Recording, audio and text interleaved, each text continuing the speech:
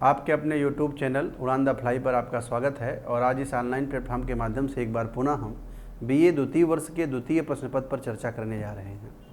जैसा कि आप देख रहे हैं, इस दौरान गुप्त काल पर चर्चा हो रही है और जिसमें हम गुप्तों के बारे में बात कर रहे हैं आपसे। हम गुप्त शासक किस वर्ण से संबंधित थे, हम लोगों ने इसके बारे में भी आपसे बात की। साथ में हमने लोगों ने यह भी देखा कि गुप्त शासकों के उदय के क्या कारण थे, इस पर भी हम और अच्छे से बात करेंगे। और इस वंश के कुछ महत्वपूर्ण शासकों के बारे में भी चर्चा हो रही है, जिसमें आज का जो महत्वपूर्ण टॉपिक है वो हम यह देखेंगे कि गुप्त वंश का जो संस्थापक किसे माना जाता है। इस पर हम लोगों ने इसके पहले के लेक्चर पर बात की थी, लेकिन आज हम देखेंगे कि क्या ये जो संस्थापक थे, आदि पुरुष थे, वास्तव में शासक थे या सामंत थे। क्योंकि प्रारंभिक दो शासकों को लेकर के विद्वानों में बड़ा मतभेद है, वो श्रीगुप्त हैं और घटोत्कच हैं। जबकि चंद्रगुप्त प्रथम को लेकर के विद्वान एकमत हैं। उनका मानना है कि गुप्त वंश का वास्तविक संस्थापक या स्वतंत्र शासक अगर कोई था तो वह चंद्रगुप्त प्रथम था। और ऐसा कुछ कारणों से है, और विशेष तौर पर उन कारणों में उनकी उपाधियां हैं। जैसे प्रारंभ में देखा जा रहा है, श्रीगुप्त और घटोत्कच महाराज की उपाधि धारण कर रहे हैं, वहीं चंद्रगुप्त प्रथम महाराजाधिराज की उपाधि धारण कर रहे हैं। तो इस पर भी बात होगी। साथ में हम लोग यह भी देख रहे हैं और आगे भी देखेंगे कि गुप्तों के उदय के भी बहुत सारे कारण थे। और उन कारणों में अगर हम देखें तो 5-6 कारण बड़े ही महत्वपूर्ण हैं। जैसे महत्वपूर्ण शक्तियों का सामंत होना। अब वो किसके सामंत थे उसको लेकर के भी विद्वानों में काफ़ी मतभेद रहा है। कोई लिच्छवियों को बताता है, कोई कुषाणों का, कोई शक का, कोई मुरुंड का। तो यह भी अपने आप में एक बहुत बड़ी समस्या है। लेकिन उस समय ये महत्वपूर्ण जो भी क्षेत्रीय शासक थे वो बहुत ही महत्वपूर्ण थे, और अगर उनके सामंत थे तो कमोबेश बहुत कुछ कहा जाए अनुभव या ज्ञान या शासन करने की पद्धति, शासन संभालने की पद्धति, या कहा जाए शासन तंत्र को मजबूत करने की पद्धति उन लोगों ने अपने अधीनस्थ राजाओं से, या का अधीनस्थ कह रहे हैं, अपने राजाओं से सीखा अधीनस्थ होकर के। तो यह भी एक महत्वपूर्ण कारण था। साथ में हम देख रहे हैं कि उनके खुद के अंदर बड़ा उत्साह था। उन्होंने बहुत सारे युद्ध किए और जिसमें विजयी भी हुई है।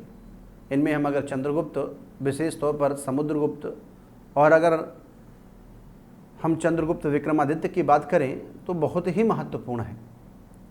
और हम देखेंगे आगे के लेक्चर में कि कैसे इन्होंने गुप्त साम्राज्य का विस्तार किया युद्धों के माध्यम से। इन्होंने बहुत सारी कूटनीति का भी सहारा लिया। अगर तीसरे पॉइंट की अगर हम बात करें तो कूटनीति भी इनकी बड़ी कारगर रही इनके साम्राज्य विस्तार में और इनके साम्राज्य को स्थिरता और अस्थायित्व को प्रदान करने में।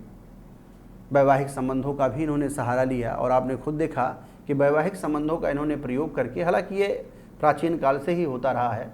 हम मगध के उत्कर्ष में बिंबिसार की भूमिका को भी देखेंगे, या देखे थे इससे पहले के हम क्लास में जो BA प्रथम वर्ष का सिलेबस है। तो विवाह एक प्रमुख मुद्दा रहा है। विवाह अगर देखा जाए कभी कभी इसलिए भी होते थे जिससे राज्य को मजबूती मिले, राज्य को स्थिरता मिले, उसे स्थायित्व प्रदान हो, शासन करने में आसानी हो और उसकी शक्ति और मजबूत हो पहले की अपेक्षा। तो कमोबेश इस परंपरा को गुप्तों ने भी कायम रखा। और आप देख रहे हैं कि गुप्त शासकों ने विभिन्न प्रकार के विभिन्न राजवंशों से भिन्न भिन्न वैवाहिक संबंध स्थापित किए। तो यहाँ पर हम देख रहे हैं इनके बारे में कि कैसे गुप्त साम्राज्य का विस्तार हुआ। ये जिस क्षेत्र में शासन कर रहे हैं वह क्षेत्र भी बड़ा महत्वपूर्ण है, जो प्राकृतिक संसाधनों से लबरेज है। और या कहा जाए कि ऐसे दोआब, गंगा जमुना दोआब के क्षेत्रों की बड़ी उपजाऊ भूमि है, जहाँ एक तरफ खाद्य पदार्थ हो रहे हैं तो वहीं दूसरी तरफ हम देख रहे हैं प्राकृतिक संसाधन भी प्रचुर मात्रा में पाए जा रहे हैं। इसके अलावा बहुत सारे इनके व्यक्तिगत और व्यक्तिगत योग्यता भी कारण हैं जिन्होंने गुप्त साम्राज्य के न केवल विकास में महत्वपूर्ण भूमिका निभाई, अपितु गुप्त साम्राज्य को स्थिरता और अस्थायित्व भी प्रदान की। तो गुप्तों के उदय के बहुत सारे कारण हैं और उन उदय के कारणों के बारे में हालांकि ये बीए के दृष्टि से उतना महत्वपूर्ण प्रश्न नहीं है, लेकिन हमें जानना चाहिए कि गुप्त कौन थे, गुप्त साम्राज्य के उदय के क्या कारण थे, और हमें ये भी जानना चाहिए गुप्त साम्राज्य का विस्तार कहाँ तक था और इस विस्तार में किन किन महत्वपूर्ण शासकों ने अपनी भूमिका निभाई। और साथ में हमें जानना है समझ के कौन कौन से वो शासक हैं जो महत्वपूर्ण थे, और आज उन्हीं कुछ शासकों की हम बात करेंगे जिसकी शुरुआत हम श्रीगुप्त से करेंगे और हम देखेंगे कि क्या ये शासक थे या सामंत थे। तो यहाँ पर हम बात करें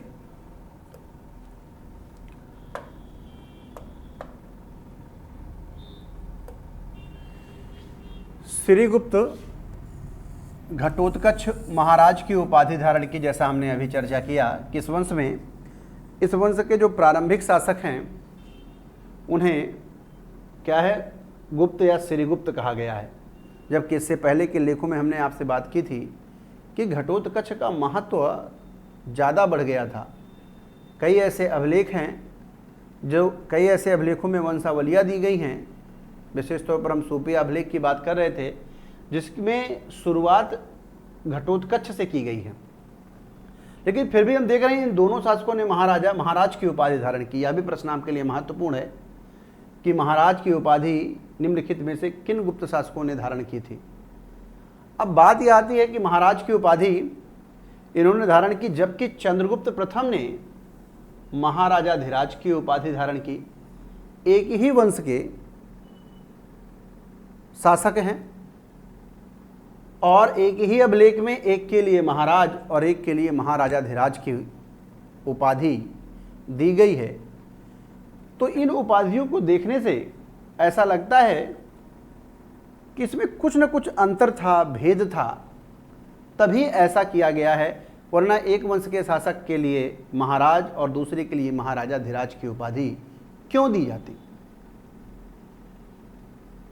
तो वही कुछ विद्वानों का मानना है कि महाराज, ऐसा लगता है कि इससे पहले जो शासक थे जिन्होंने महाराजाधिराज की उपाधि धारण की होगी उनके अधीन ये सामंत थे और संभवतः श्रीगुप्त और घटोत्कच जो हैं इन्होंने अपने जीवन में सामंतों की भूमिका निभाई थी, ना कि शासक की भूमिका। लेकिन इस मत का भी खंडन किया है विद्वानों ने। कैसे किया है कि वाकाटक नरेश ने भी महाराज की उपाधि धारण की थी, फिर भी वो स्वतंत्र शासक थे। शासक कहते थे, स्वतंत्र शासक थे। इन्होंने भी महाराज की उपाधि धारण की थी, लेकिन ये कैसे थे, स्वतंत्र। इस आधार पर हम श्रीगुप्त और घटोत्कच को, जिन्होंने महाराज की उपाधि धारण की थी, उन्हें हम यह नहीं कह सकते हैं कि ये स्वतंत्र शासक नहीं थे। लेकिन प्रश्न यह उठता है कि एक ही अभिलेख में एक राजा के साथ महाराज और दूसरे राजा के साथ महाराजाधिराज की उपाधि का प्रयोग भेद या अंतर की सूचना प्रदान करता है। और वहीं यह भी कहा गया है कि संभवतः महाराज की उपाधि सदैव अधीनता का सूचक होती है। लेकिन इस बात का खंडन आप देख रहे हैं वाकाटक नरेश ने। यह भी महत्वपूर्ण है। कभी ऐसा आपसे पूछा जा सकता है कि निम्नलिखित जो भी पंक्तियां हैं उनमें से कौन सही है या गलत है। हो सकता है कहा जाए कि वाकाटक नरेश ने महाराज की उपाधि धारण की जबकि वो स्वतंत्र शासक नहीं थे, वास्तव में वो स्वतंत्र शासक थे। तो यहाँ हम सामान्य तरीके से देख रहे हैं श्रीगुप्त और घटोत्कच इन्होंने महाराज की उपाधि धारण की, और जबकि इसी वंश के महत्वपूर्ण शासक चंद्रगुप्त प्रथम ने महाराजाधिराज की उपाधि धारण की। और इन उपाधियों को देख करके विद्वानों में मतभेद हो गया, और मतभेद इस बात से हो गया कि विद्वानों का यह मानना था कि अब श्रीगुप्त और घटोत्कच एक शासक नहीं थे बल्कि एक सामंत थे। लेकिन इनके मत का खंडन वाकाटक नरेश ने भी महाराज की उपाधि धारण की थी और जो स्वतंत्र शासक का व्यवहार करते थे उसे विद्वानों ने करने का प्रयास किया, लेकिन प्रयास उतना प्रभावी नहीं रहा। क्यों? क्योंकि यहाँ पर एक ही अभिलेख में उसी वंश के राजा के लिए महाराज की उपाधि दी गई है और वहीं देख रहे हैं राजा के लिए महाराजाधिराज की उपाधि दी गई है, जो आपस में कहीं न कहीं भेद उत्पन्न करते हैं। कुछ अंतर जरूर रहा होगा, जिसके कारण महाराज और महाराजा धीराज की उपाधि इन्होंने धारण की थी। तो जरा हम उसके बारे में भी देखते हैं।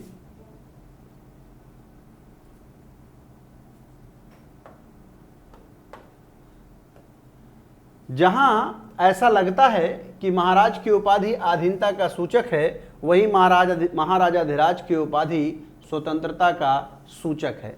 अब देखिए यहाँ पर विद्वानों ने शुरू से ही हम बता रहे हैं, कयास लगा रहे हैं कि महाराज और महाराजा धीराज की उपाधि में जो भेद या अंतर आ रहा है, उस अंतर को उद्घाटित करते हुए विद्वानों का यह मानना है कि महाराज की उपाधि निश्चित तौर पर अधीनता का सूचक है, जबकि महाराजा धीराज की उपाधि स्वतंत्रता का सूचक है।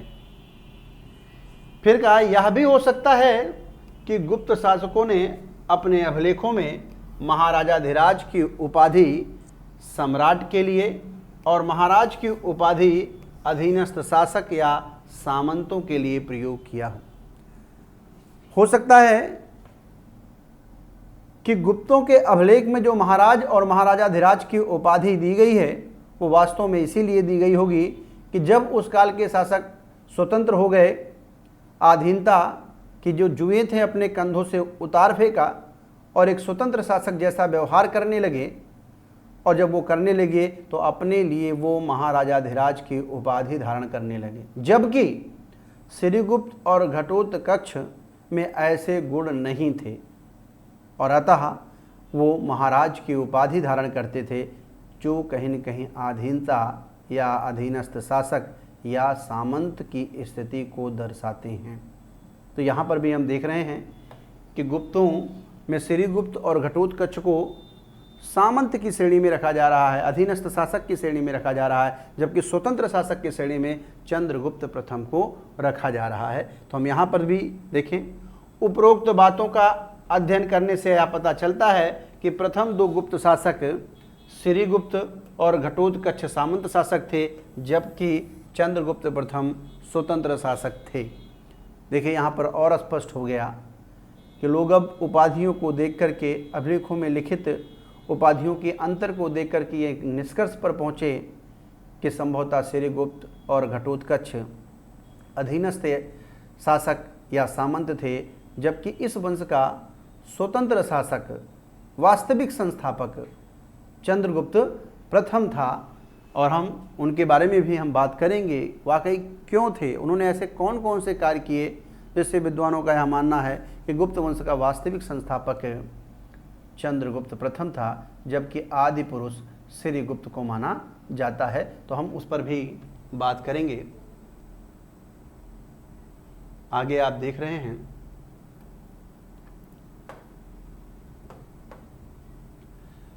अब गुप्तों के बारे में ये तय तो हो गया कि शासक, स्वतंत्र शासक कौन था, सामंत कौन था, लेकिन अब यह है कि यह निश्चित रूप से नहीं बताया जा सकता है कि प्रारंभिक गुप्त शासक किसके अधीन थे या किसके सामंत थे।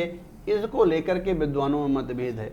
जब लोगों ने कहा कि वो शासक नहीं है, जब उनकी बातों को काट दिया गया कि ये उपाधियाँ निश्चित तौर पर सामंत का द्योतक हैं, भले से वाकाटक नरेश ने महाराज की उपाधि धारण करते हुए स्वतंत्र शासक का व्यवहार किया, लेकिन विद्वान एक ही अभिलेख में उसी वंश के शासकों के लिए अलग अलग उपाधियां आ जाने से लोग इस भेद को एक्सेप्ट नहीं कर पाए, स्वीकार नहीं कर पाए, और अंततः उन्होंने कहा कि चलिए अगर हम मान भी लेते हैं कि अगर ये सामंत थे तो किसके सामंत थे।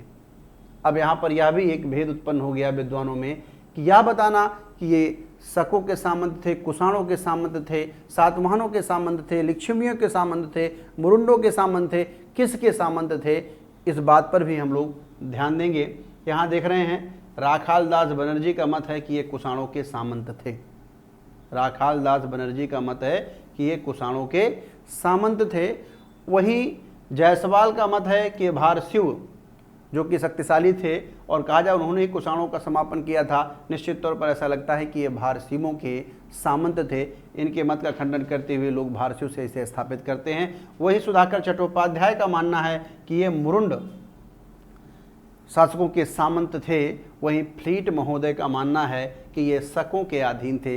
इसको आप विस्तार से किताबों में देखिएगा।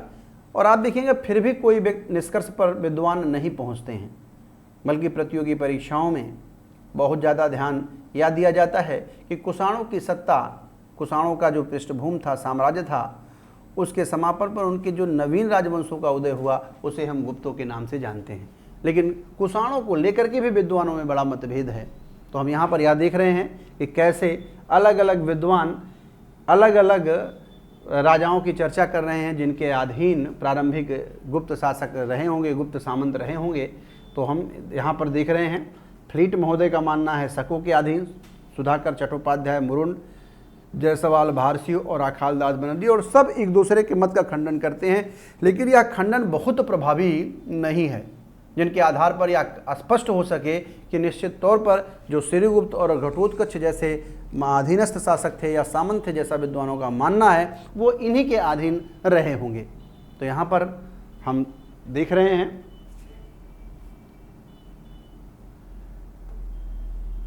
जबकि कहा जाता है कुछ मोहरें भी प्राप्त हैं, कुछ मोहर हैं जिनके आधार पर भी श्रीगुप्त को इस वंश का वास्तविक संस्थापक या शासक कहने की बात की जाती है। जैसे 2 मोहरें प्राप्त हैं जिन पर गुप्तस्य, श्रीगुप्तस्य मिलता है।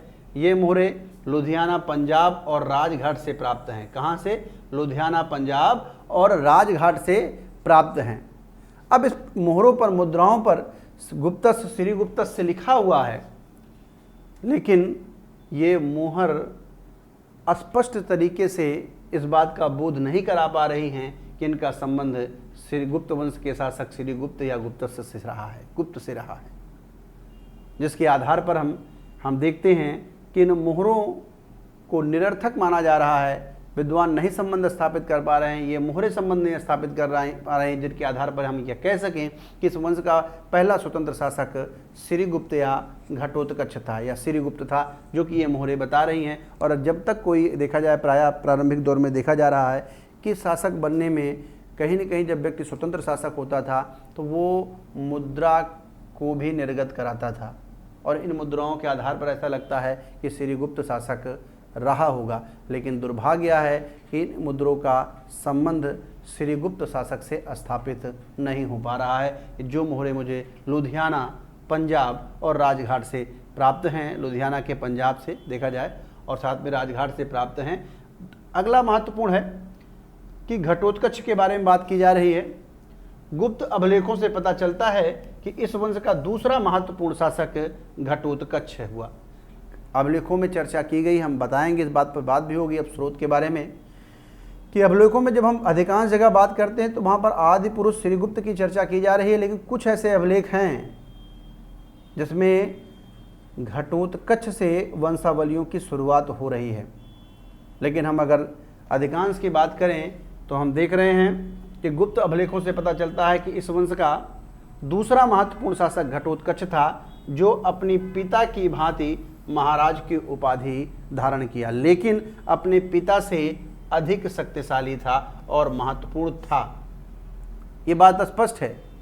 ये तो सिद्ध हो गया कि अपने पिता की भांति, अर्थात श्रीगुप्त ने भी महाराज की उपाधि धारण की थी और ठीक उसी भांति घटोत्कच ने भी महाराज की उपाधि धारण की। लेकिन अगर देखा जाए तो वो अपने पिता की तुलना में काफ़ी शक्तिशाली था, और शक्तिशाली होने का प्रमाण भी दिया जा रहा है। प्रमाण तो यही है कि उसने अपने समकालीन शक्तिशाली लिच्छवियों के साथ वैवाहिक संबंध स्थापित किए। और यह भी देख रहे हैं कि इसके अलावा प्रभावती गुप्ता के पूना और रिद्धपुर ताम्रपत्र अभिलेख है। ये बात बहुत ध्यान देनी है कि पूना और रिद्धपुर ताम्रपत्र अभिलेख में उसे आदि पुरुष बताया गया है, आदि पुरुष बताया गया है।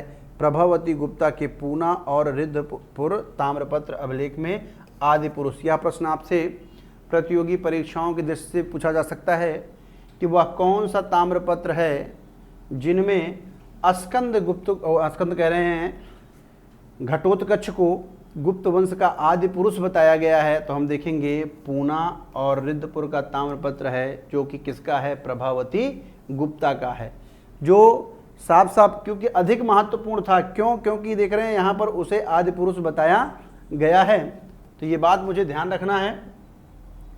आगे हम चर्चा कर रहे थे कि स्कंद, इसी प्रकार स्कंदगुप्त के सूपिया अभिलेख में जो गुप्त वंशावलियाँ प्राप्त होती हैं उसकी शुरुआत कहाँ से होती है? घटोत्कच से होती है। ये 3 अभिलेख आपको याद रखना है। एक तो सूपिया जिसका संबंध किससे है? स्कंदगुप्त से है, और दूसरा रिद्धपुर और पूना ताम्र लेख उसमें स्पष्ट तरीके से आप देख रहे हैं कि इस वंश के आदि पुरुष का नाम घटोत्कच दिया गया है। किसको दिया गया है? घटोत्कच को दिया गया है। तो यहाँ देख रहे हैं कि वो अपने पिता की अपेक्षा क्या था? शक्तिशाली था। तो कभी कभी ऐसा लगता है कि उसने श्रीगुप्त की तुलना में इस वंश को स्थापित करने में महती भूमिका निभाई। और आप देख रहे हैं कुछ विद्वान यह भी कहते हैं कि घटोत्कच शक्तिशाली होने के कारण ही अपने पुत्र चंद्रगुप्त प्रथम का विवाह शक्तिशाली लिच्छवियों के साथ किया, परंतु इस बात का स्पष्ट प्रमाण नहीं है।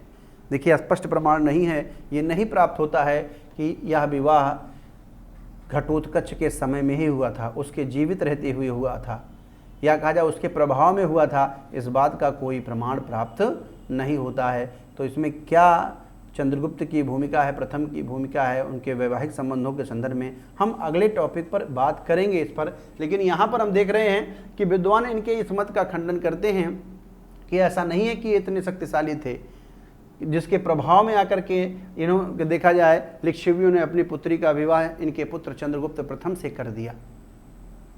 क्यों? क्योंकि इनके जीवित होने का ही कोई प्रमाण प्राप्त नहीं होता है। कोई ऐसा अभिलेख नहीं है इस बात की चर्चा करता हो स्पष्ट तरीके से कि चंद्रगुप्त प्रथम का विवाह घटोत्कच के प्रभाव के कारण शक्तिशाली लिच्छवियों के यहाँ हुआ। ऐसा कोई भी अभिलेख प्रमाणित नहीं करता है। तो हम ये भी देख रहे हैं। इस तरीके से हम लोग घटोत्कच के बारे में बात किए, और आज जो हम लोगों ने बात करने का जो महत्वपूर्ण मुद्दा था वह यही था कि श्रीगुप्त और जो घटोत्कच और चंद्रगुप्त प्रथम हैं, इनमें गुप्त वंश का संस्थापक कौन है, और अगर संस्थापक हैं तो इनकी उपाधियों में भेद कैसा है, और अगर भेद की भी बात हुई तो क्यों ऐसा भेद श्रीगुप्त और घटोत्कच में आ जाता है।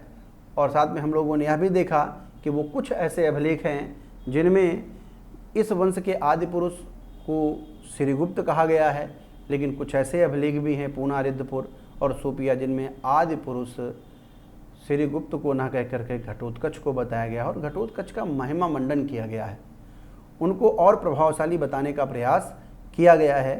तो यहाँ तक हम लोगों ने यात्रा की श्रीगुप्त और घटोत्कच के बारे में। निष्कर्ष स्वरूप हम थोड़ा श्रीगुप्त के बारे में भी जाने और घटोत्कच के बारे में जाने, लेकिन अब जो शुरुआत होगा, जो टॉपिक होगा, वो बहुत ही महत्वपूर्ण है और वह है चंद्रगुप्त प्रथम। हम चंद्रगुप्त प्रथम के बारे में देखेंगे और देखेंगे कैसे ये वास्तविक संस्थापक हैं। हम देखेंगे चंद्रगुप्त प्रथम के समय गुप्त संवत की शुरुआत हो रही है। गुप्त संवत क्या था, इसके बारे में भी हम लोग देखेंगे।